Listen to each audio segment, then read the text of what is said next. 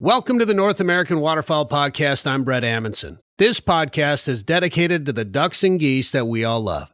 To kick off this new show, we've got a series of podcasts about the craziest band stories we've ever heard. If you got a great story, let us know about it. Maybe it'll end up on this podcast. I recorded these interviews in 2021, and we've been a little busy with other projects, but we're happy to finally get them out to you. I hope you enjoy them. This podcast features the longest known migration by any bird on Earth. It's wild. Here you go. This is the North American Waterfowl Show. Brought to you by DRC Calls, duck, goose, and crane calls made by the North American goose calling champion Corey Loeffler. Learn more at drccalls.com. And Mid-Migration Outfitters, guided duck and goose hunts in western Minnesota. Learn more at midmigrationoutfitters.com. And Fish Hunt Forever. I hunt and always will.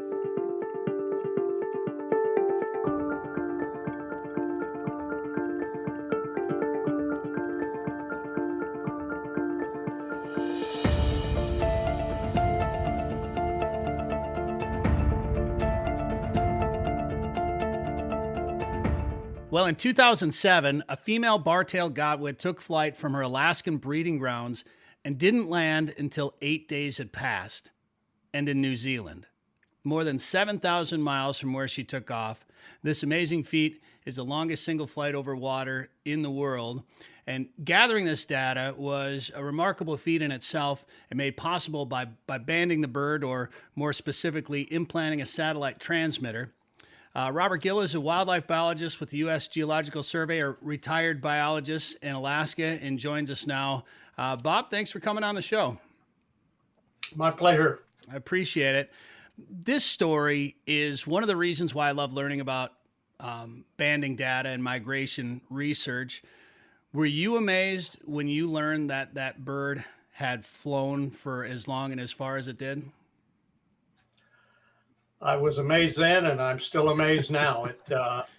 It's one of these stories that I share, whether it's to elementary school kids or seasoned professionals, academics. Sort of, you can just see the jaw drop when you explain that this animal flapped its wings for, well, now 10 days. We just tracked one last year that flew 10 days nonstop. Really?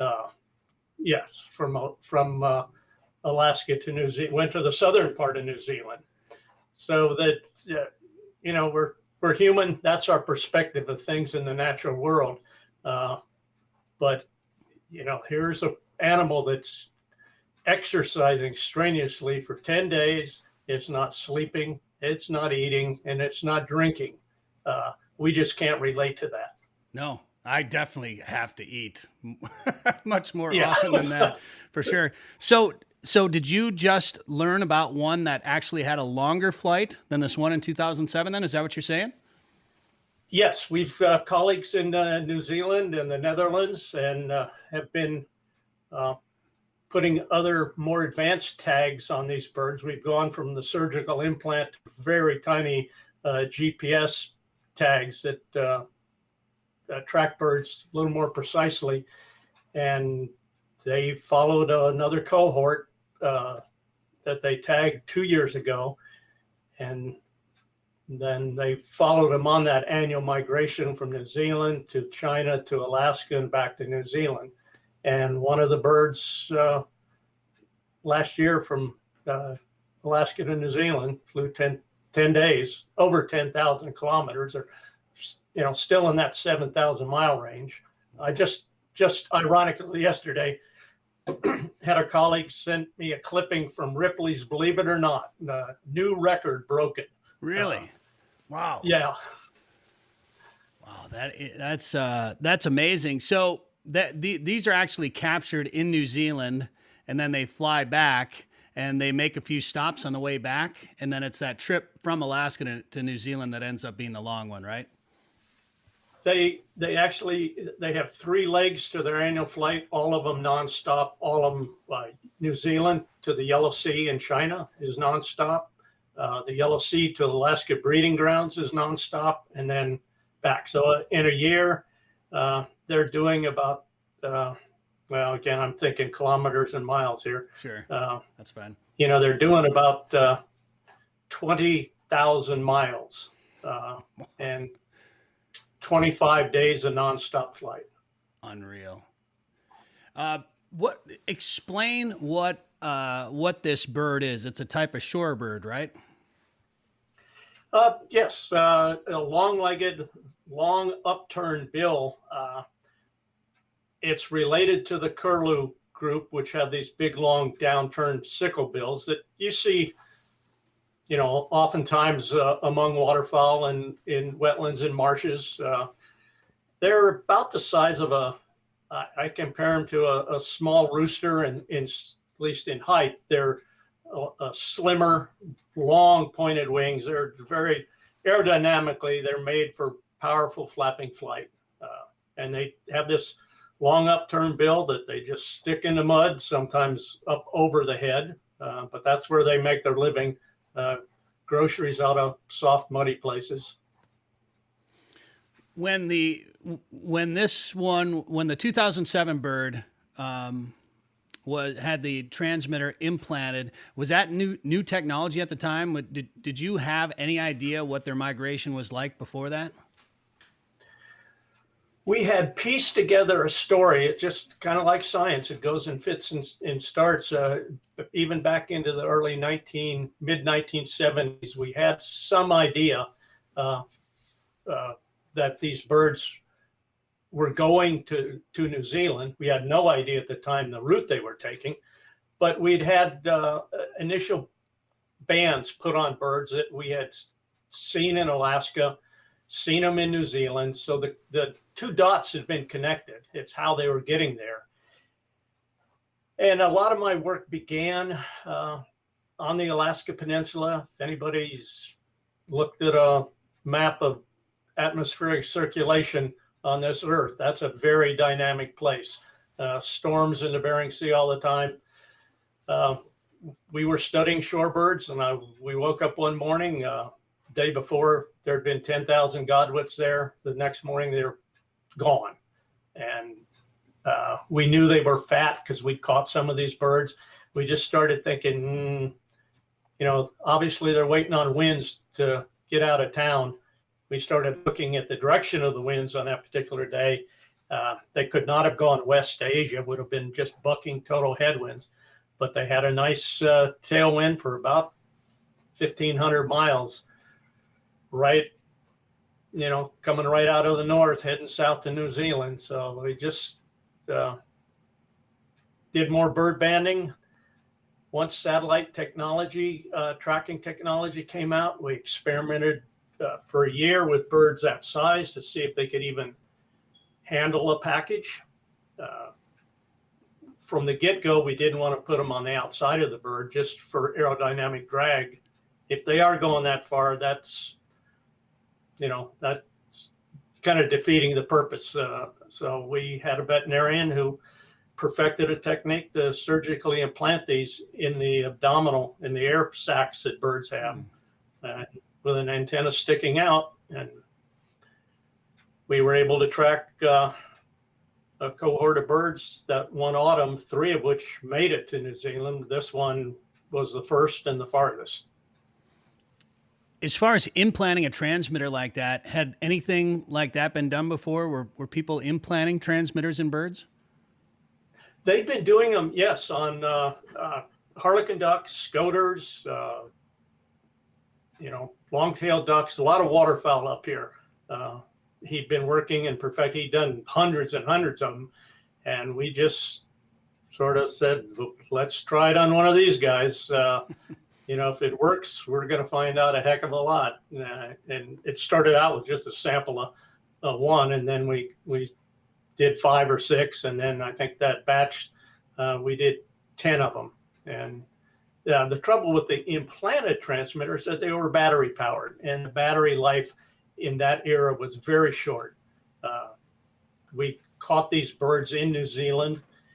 We would be happy to track them to the Yellow Sea on that initial leg, and then this battery kept going, and it came to Alaska, kept going. But we would get signals saying, your battery's fading. And so we were just sitting there kind of on the edge of our chair, watched this bird take off, and it said, battery dead, but we got 10 days out of it, and then Wow. took it all the way to the north end and North Island, New Zealand. Now, is it checking in every few hours, or were you getting real time data, or how did that work? Yeah, real time. Again, because they're battery, it depends on what question you're asking in your study. You can program these things ahead of time before they're implanted. So, if we wanted to know what that bird was doing on one of its migratory legs, we would have had it report, daily. That now, the ones that we've tracked was 2 days on, or 1 day on, 6 hours on, and 2 days off. So you get a 6 hour window of reports out of that. And you might get 3 to 4 good ones, up to 6 to 8 good ones. But their quality back then just depended on a lot of things, the quality of the signals.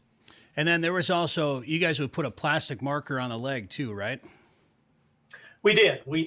Each bird was given what we just call we're used to, we of course put the metal Fish and Wildlife or USGS band on them, but we also put what's called a flag. It's a band that goes on the leg with an extension, about a 3/4 inch extension, that you can put a certain code on it, a number, alphabet. This particular bird that you're referring to was referred to as E7. And a lot of bird, that's just what we referred to her as, and it was a she. Okay. How old was that bird, and is that bird still alive? The bird, I don't think is alive anymore. We don't know how old it was when we captured it. They don't take off in that first migration till they're at least 3 years old. And I think the last sighting we had of her was in mid 2015 or something like that, and she'd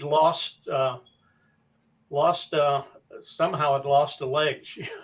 She was just stopped migrating. They live on average maybe 10 to 15 years. So she was, I assume, was well up in the end of the range there. I'm familiar with some of the techniques to capture ducks and geese to mark them with bands. I can't imagine shorebird capturing and banding has got to be fairly difficult. It is and it isn't. It's more figuring out the species and its behavior than anything. We use rocket nets or cannon nets. Same thing waterfowl biologists use to bait in, flocks of ducks and geese. We put them on the shore, bury the net, sometimes put little fake decoys out there, but their birds are very predictable to the high tide roosts they use. So once you find one of those, and if it's suitable for laying out this big net, camouflaging it, you'll catch birds. Other times we use, if it's on the breeding grounds, we use what are referred to as mist nets, very fine nylon monofilament nets that are strung out.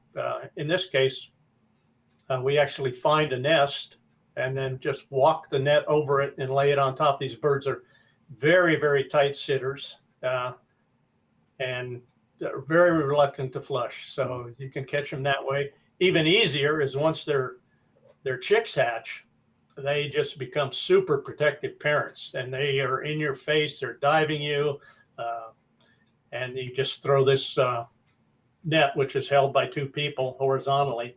And once the bird swoops down over its chicks to check their status, you just raise the net and they fly into it. Where does one get a godwit decoy? I can't imagine you can go down to your local sporting goods store and find those on the shelf. Well, if I could tilt the camera, I'd show you. There's some behind me on my bookcase, but we've made them one-dimensional out of cardboard and painted them. We made them out of balsa wood. There's actually a vendor in Minnesota who will make just about any kind of decoy you want. Punch out cardboard things and you paint them. And we'd get a dozen or so of them. That's about all you needed. Just sort of like the old confidence decoy you'd put in with a waterfowl set. They just come to it. Who do you know who it is in Minnesota off the top of your head? I'd have to look. This was years ago that we did Sure. this. We still have some of them that have gone to souvenirs among the various investigators. But Well, that yeah, when you talk about various investigators, that study in 2007, there was a lot of people involved in that, wasn't there? yes is your answer, and I just looked at the acknowledgement section in one of the papers we had written, where it took up a page and a half of names. I mean, yeah, Wow. probably 8 to 12 principal players in this globally, and so much help, especially because we were doing it in New Zealand, Australia, where their citizen science is so much beyond ours. I mean, we're catching up, don't get me wrong, but you put a word out, we need help catching birds, and not only do you get dozens of people, you get dozens of people that really know what they're doing. And a tremendous help. Couldn't have been done without them. And this was in an era where, I mean, the internet was around, obviously, and smartphones were around, but not to the point, technology hadn't advanced, communication technology hadn't advanced to where we're at today. So I'm sure there was some communication challenges along the way too. Oh, very much so. I can remember sitting in a remote village in Alaska as this bird E7 was getting ready to take off. We were getting very spotty satellite reports because the internet in these remote villages of Western Alaska was either non-existent or just rudimentary at the time. So we'd get a series of reports, and then your internet would go down, and we had these clunky satellite phones. We could talk to people. No cell phones at that time that would work in remote Alaska or even remote New Zealand, especially not in Siberia, where we've also done work. But yeah, it's progress. Telecommunications is just not even comparable to what it was back then. So you retired, yet when we were lining up this interview, you were flying to go do some more research. Biologists like you never really retired, do you? No, and I would I always keep saying I would hate to have had to work for a living too. Yeah. This is just, it's just vocation, avocation. What got you interested in shorebirds? I grew up in California, Central Valley, went to school there, and I was given access to a large part of San Francisco Bay, which is ringed with all these salt ponds, solar evaporators, but the access had been really restricted for any biology. But literally and figuratively, I was given keys to the gates and went out there, and just the number of shorebirds using that area was just eye-opening to me. So my interest was piqued. A job opened up in Alaska. I didn't have to think for about a New York second on that one, and off I went. And that was in 1976 to take a position working on shorebirds, which I did until I retired and still am. Do you still love it? Do you still live in Alaska then? Yep. Yeah. Yep. In Anchorage.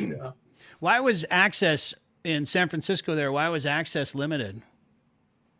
Oh, it was mostly a private business venture. And, they had, you could lease certain of these salt ponds for hunting clubs and things like that, but they just didn't want the public out there. There was an honest safety hazard with some of these narrow levees, dredged up bay mud, get a rain on it. It was just like, as slick as you could be. So they just wanted to keep people out of it. What else? This story, the 2007 Bartell Godwit story, is got to stand out as probably the most famous as part of your research. It sounds like. Is there anything else that really stands out that you love to tell the story about? Well, this initial work with the godwit, it was funded to look at a suite of large shorebirds and their migration. So the godwit was one that we looked at. Another species, the long-billed curlew, which is in North American prairies and the West Coast. We looked at two other species of godwits. A very close relative, well, a bird called the whimbrel, which is it's a curlew, big, long, decurved bill. We tracked those birds from Alaska all the way down to southern Chile, making a nonstop flight from Southern California to Chile, which it rivals the godwits thing, but it's just uncanny. Once we got around to doing whimbrels, we were no longer doing surgical implants. We were putting solar powered transmitters on their backs in small little harnesses. And so we've had birds that lived 2, 3, 4, 5 years, and we were able to track them on 2 migrations a year. And the migration of these birds, you could draw a line connecting southern Chile to southern California. And for those 5 years, you could draw the same line. Wow. And this bird they've got a GPS system on board. Not sure how it works, but it works for them. And just eye-opening. Isn't that amazing? Like every time I talk to a biologist such as yourself, I try to pick their brain a little bit about how those birds know exactly where to go and how often it's such a similar flight path from years prior. And there was a golden eagle tracking study that was done, and we did a story on golden eagles on my TV show Prairie Sportsman, and we learned about one that traveled to Wisconsin, and it arrived at its nest in Wisconsin, I think 3 years in a row on the exact same day.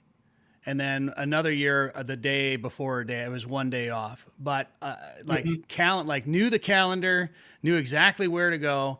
Yeah. It's like they've got, GPS Siri in the back of their brain. Okay, turn left. How do they know where to go?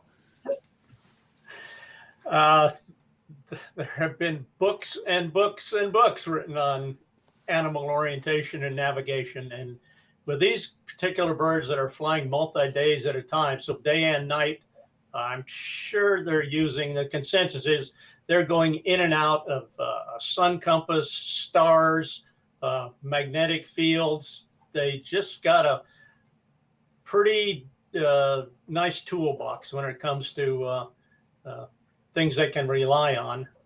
We're looking at infrasound even now, bird flying over ocean. Those very predictable wind patterns create waves. We have a hard time hearing them. Birds can pick up infrasound just like sort of elephants do.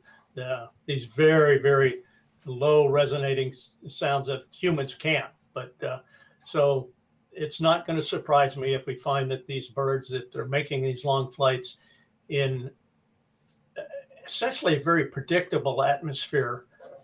It changes, but they know when they're going in and out of various wind fields and all that, and sounds associated with them. They're looking at olfaction, just smell in birds. We used to think, well, just vultures and things like that smell, but we're finding some pretty well-developed sense of smells in many other birds. So again, oceans, if you've been to the ocean, you pick up, you're aware of a lot of different smells. Mm-hmm. And humans compared to a lot of other animals essentially don't have a sense of smell, compared to a dog, right. Something like that. So more work needs to be done, but I'm not going to be surprised if some of these things come to fruition. That's amazing. I've talked about landmarks, and obviously they'll use some landmarks, waterfowl particularly, maybe follow a river or follow water. But when you talk about night flights, and maybe if your vision in the dark, I don't know how a bird's vision, I know it's different than a human vision, so maybe they can obviously see a little bit better in the dark, but there's got to be some low visibility nights when they're flying like that to be able to still see where they're going, or to use stars. Or when you start talking about magnetic fields and how they can figure out that whole, I mean, that I can't even comprehend how that would work in a bird, in a brain about that big. Yeah, well, we can't as humans. Our senses are pretty fixed, or what I say, poorly defined compared to these senses in other animals, and they've had thousands of years to fine tune them. Right. Well, it's else they wouldn't be here. It's fascinating research, and I'm glad we had to move the interview schedule back because of your work, because now we learned about this new record-breaking flight from the one that I was originally going to ask you about in 2007. Good luck with everything else that you're doing. Thank you for telling us the story, and thanks for being on the show. My pleasure. I never tire sharing this story.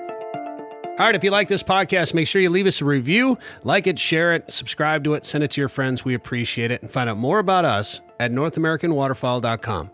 This has been a Fish Hunt Forever production.